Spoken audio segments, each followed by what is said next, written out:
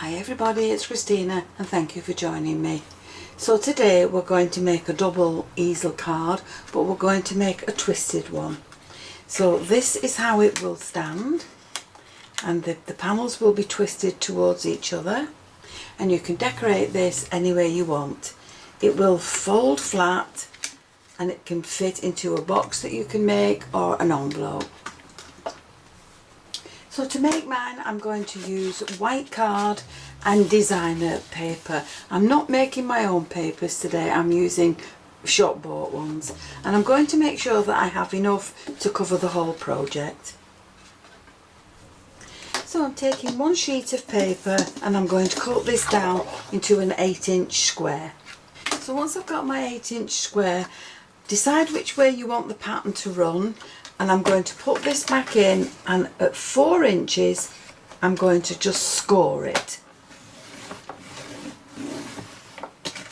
Now on that score line there, that's where the card will fold. But we're going to put it back into the paper trimmer, and again we're going to have the score line now running horizontal. So we're going to put that back at 4 inches. This time we're going to cut from that score line to this edge. So we'll put that back at 4 inches. We'll put the blade there on the score line and we'll cut. So now we have 2 panels, and if it's not cut quite, you can just snip it down a little bit more.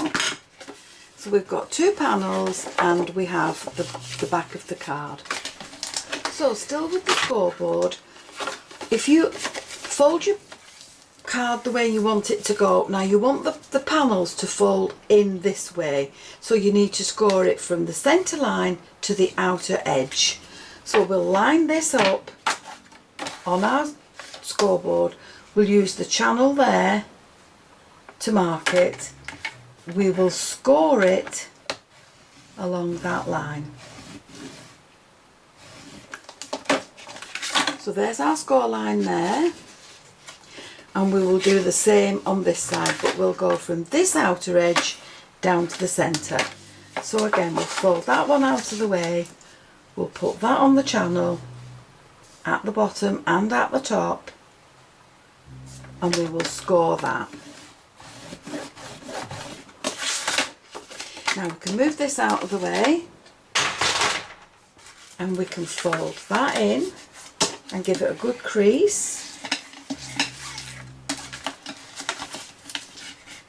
And that's the start of our double twisted easel card. Now for the piece that lines up on the inside, I've made it just a little bit shorter so that this will be able to fold, and that now will sit in there and be glued in place, and that's the base card completed.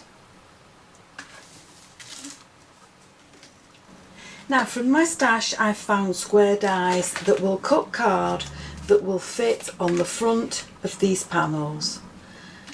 So that's going to layer on there.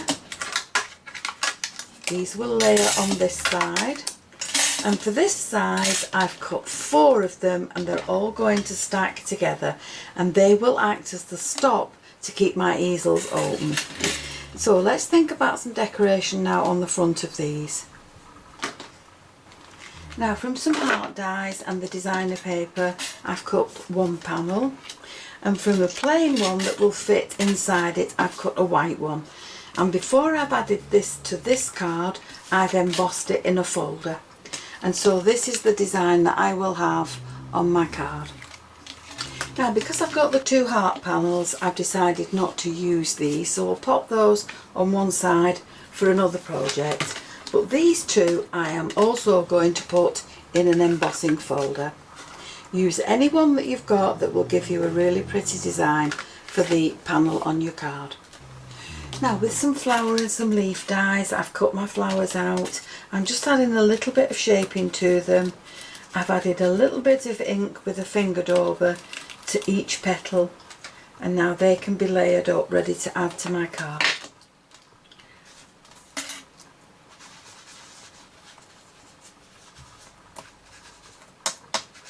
So this is a mixture of scattered straw and dried marigold. And I'm just going to add this to my petals, just to add some shading to them. And then we can put some shape in with the ball tool.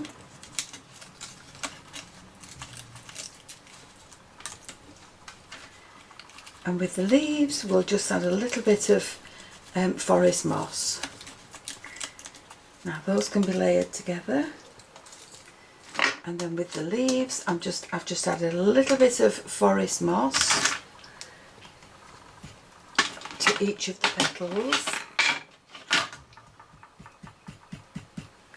And then they can add a little bit of shape into them just to add those to the card. And I'm going to do that with the rest of them.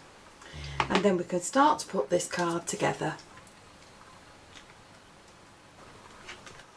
So I've glued the inside panel to the base of my card.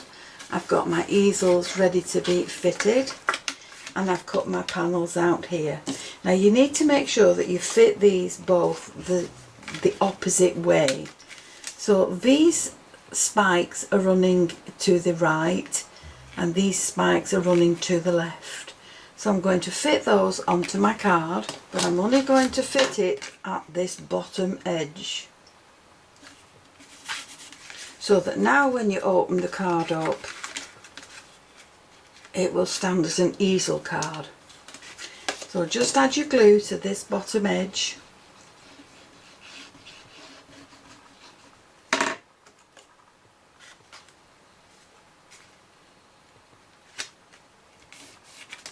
And now that will stand as an easel.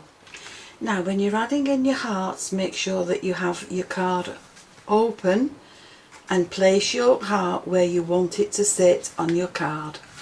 If you do it that way while you've got the card closed, then when you open it up, that will be in the wrong direction.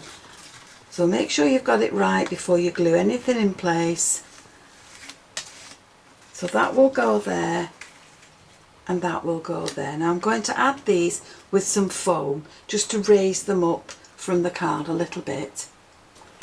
So I've got myself a happy birthday, and that's going to sit on one of the hearts, and on the other side I can add in the flowers, and then I can tuck the leaves in behind them.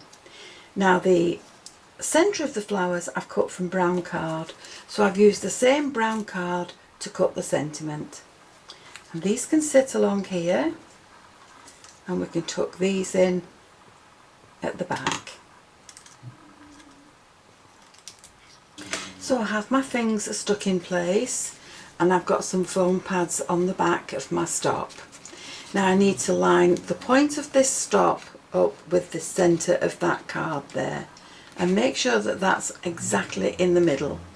Press that down and that will hold your card open. Now you can decorate that if you wish, add a butterfly to it or some flowers, but that's our card now ready to send. And it closes up to fit into an envelope or a box, and it opens up just like that.